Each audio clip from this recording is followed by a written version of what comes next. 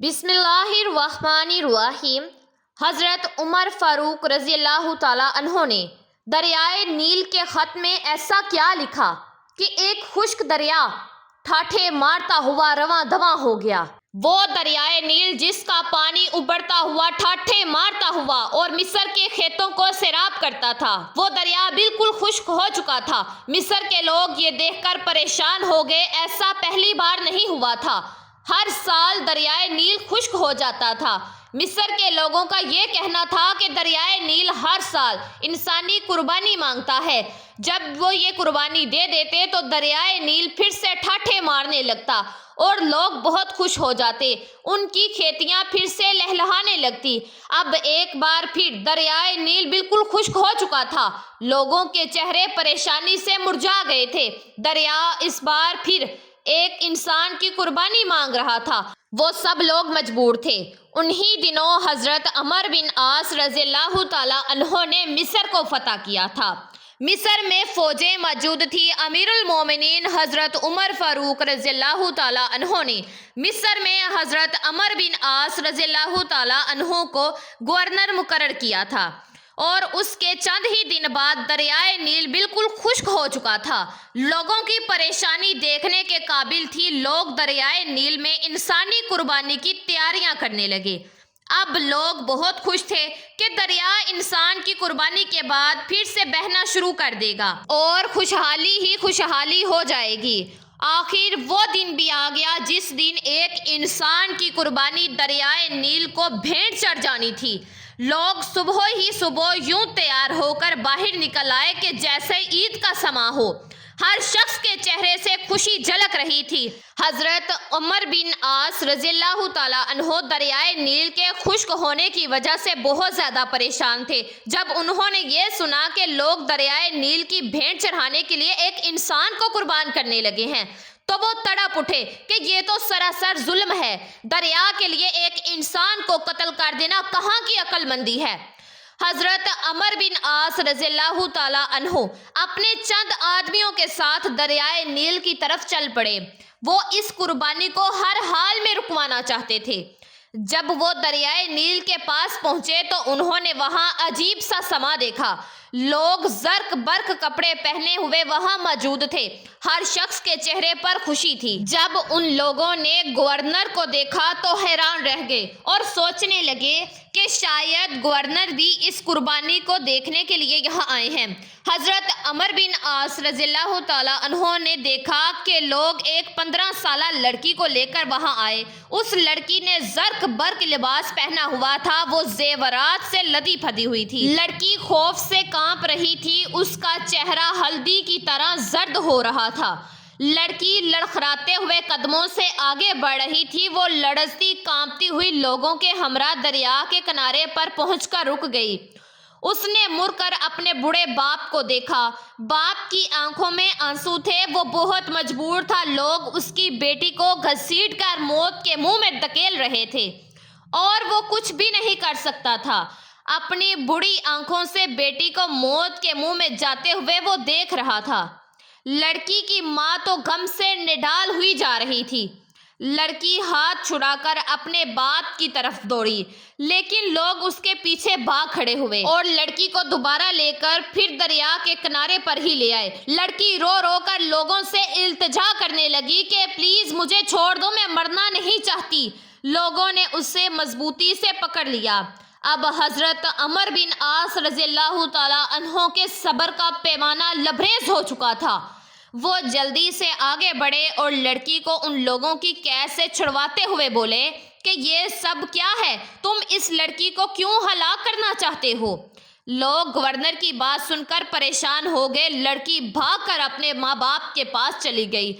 लड़की की माँ ने आगे बढ़कर उसे अपने साथ लपेट लिया। लड़की सिसकियां ले लेकर रो रही थी और माँ उसे चुप करवाने की कोशिश करते हुए खुद भी रो रही थी। लोगों ने कहा कि ए अमीर, दरियाए नील बिल्कुल खुश्क हो चुका है और वो हर साल एक इंसान की कुर्बानी मांगता है। ये सुनकर हजरत अमर बिन आस रज़ियल्लाहु ताला अन्हो ने नागवारी से लोगों की तरफ देखा और फिर पूछा कि क्या हर साल ये दरिया इसी तरह से खुश्क हो जाता है।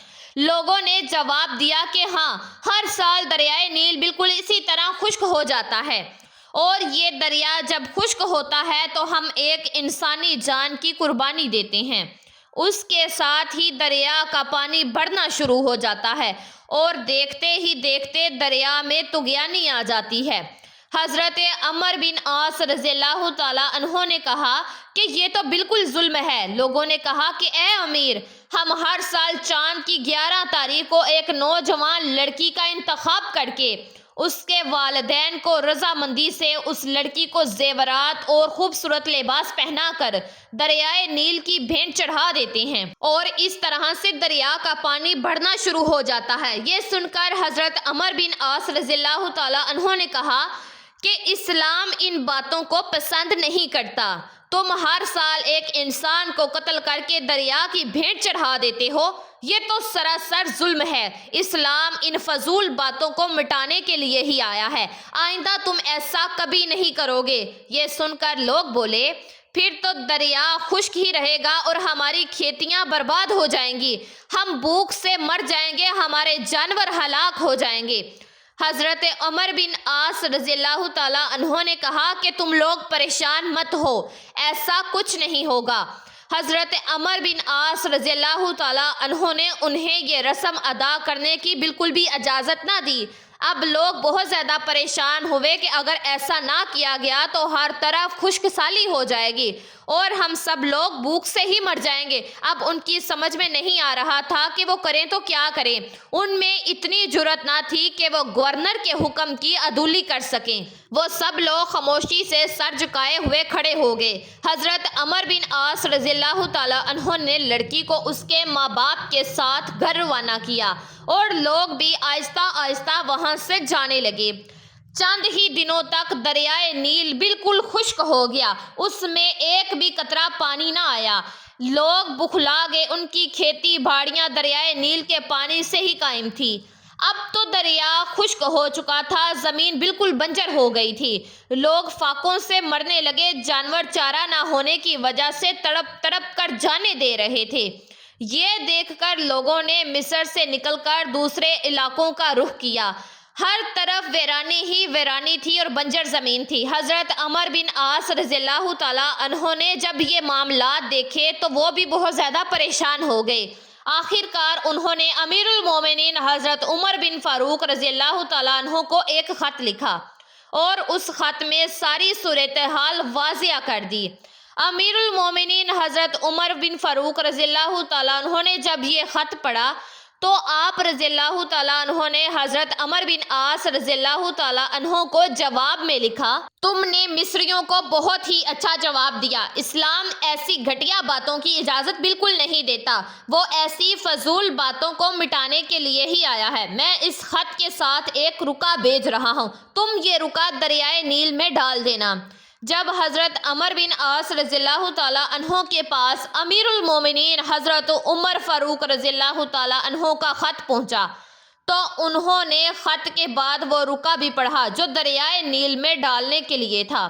اس میں لکھا تھا کہ یہ خط اللہ کے بندے عمر بن خطاب رضی اللہ تعالیٰ عنہ کی طرف سے دریائے نیل کے نام۔ اے دریا، اگر تو اللہ کے حکم سے بہتا تھا تو ہم بھی اللہ سے ہی تیرا جاری ہونا مانگتے ہیں، اور تو اللہ کے حکم سے جاری ہو جا، اور اگر تو خود اپنی مرضی سے بہتا ہے اور اپنی ہی مرضی سے رک جاتا ہے تو پھر تیری کوئی پرواہ اور ضرورت نہیں ہے۔ حضرت عمر بن عاص رضی اللہ تعالیٰ عنہ نے یہ رکا دریائے نیل میں ڈال دیا اور وہاں سے واپس چلے گئے۔ جب صبح مصر کے لوگ بیدار ہوئے تو یہ دیکھ کر حیران ہی رہ گئے کہ اللہ تعالیٰ نے دریائے نیل کو بالکل اسی طرح سے جاری کر دیا ہے، بلکہ اب تو دریا میں پانی کا بہاؤ پہلے سے بھی زیادہ چڑھ گیا تھا اور دریا میں طغیانی آئی ہوئی تھی۔ لوگ یہ دیکھ کر خوشی سے چلا اٹھے، دریا جاری ہو گیا۔ اس دن سے اب تک دریائے نیل اسی طرح سے جاری و ساری ہے، ایک لمحے کے لیے بھی اس کا پانی بالکل خشک نہیں ہوا۔ زینت کے خزانے کو الماس کہتے ہیں، لگے تڑپ پانی کی تو اسے پیاس کہتے ہیں۔ یوں تو سب کی پیاس بجھاتا ہے دریا، جو دریا کی پیاس بجھائے اسے عمر بن خطاب کہتے ہیں۔ ماشاءاللہ، سبحان اللہ۔ پیارے دوستوں، امید کرتی ہوں کہ یہ ویڈیو آپ لوگوں کو ضرور پسند آئے گی۔ اس کو صدقہ جاریہ سمجھ کر آگے شیئر لازمی کیا کریں، اور اگر آپ نمرا وائس چینل پر نئے ہیں تو چینل کو لازمی سبسکرائب کر دیا کریں، ویڈیو کو لائک کر دیا کریں اور بیل آئیکن کے بٹن کو پریس کر دیا کریں۔ جزاک اللہ۔